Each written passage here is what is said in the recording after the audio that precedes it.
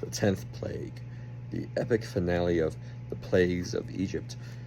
And this one, although not as maybe grand as the hail and lightning, although not as prominent or as visually interesting as the plague of all the water turning to blood, this one would be the most impactful for all the land of Egypt and even the Israelites.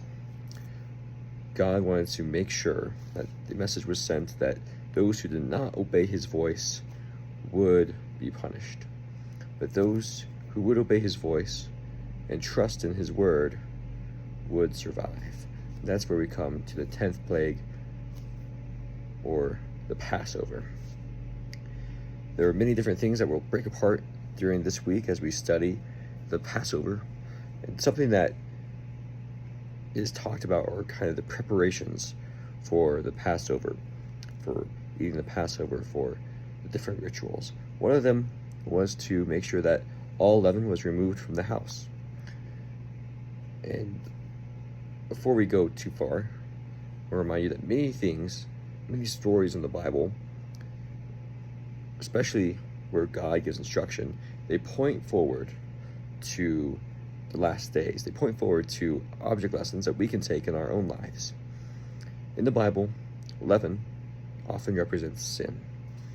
And as the Israelites are on the eve of being released from bondage, as they are getting ready to be freed, one of the things they have to do is prepare the Passover feast, and they had to make sure that there was no leaven in their houses.